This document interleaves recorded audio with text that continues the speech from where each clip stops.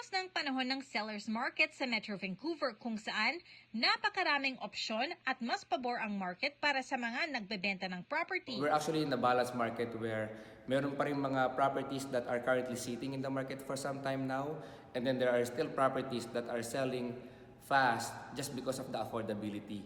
And those are pretty much first-time buyers na up to this point, in demand pa rin. Kasi syempre, halos karamihan ng mga renters, gusto pa rin naman nila magkaroon ng sarili nilang properties. So at this point, busy pa rin yung mga first-time buyers, depende sa affordability nila.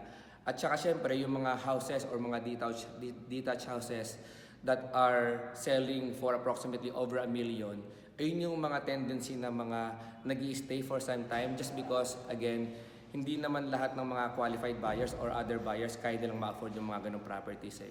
So it tends to sit for approximately about 2 to 3 months at this point. Halos wala na raw ngayon spring ang mga bidding war sa housing market sa Metro Vancouver. Ayon sa isang Lower Mainland real estate agent, binababa pa nga ng mga seller ang kanilang mga presyo bilang strategy para makabenta. Others are selling their properties way above market value with room to negotiate. And other properties are actually, they're putting it at a listing price lower above market value and then expecting a multiple offer situation. So at the end of the day, it's actually a marketing strategy. Pero alam ng seller, ang expectation nila. Ayon sa report ng kumpanyang House Sigma sa Financial Post, 70% ng mga bahay na nakalista for sale sa Metro Vancouver ngayon 2024 ay nabenta below asking price o mas mababa sa nakalistang presyo. What they actually don't know is that when they buy now at a higher rate, they don't realize that the properties are much lower as compared to the properties that was compared to when the interest rate was much lower. Siyempre, kapag lower ang rate, mas mataas yung market value at that point, and that was about couple years ago. Dahil tumaas yung rate ngayon, yung mga properties ngayon, mas mababa. So, and therefore, hindi nila nare-realize na it's actually a good idea to buy now kahit na mataas ang rate.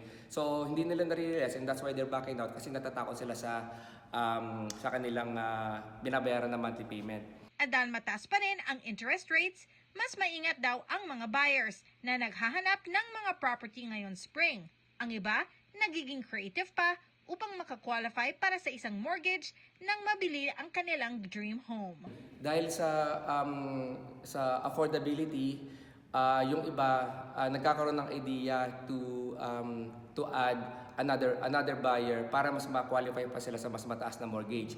So for example, kung mababa ang kanilang income and they can only afford so much, they are able to add another buyer in order for them to qualify for a higher mortgage.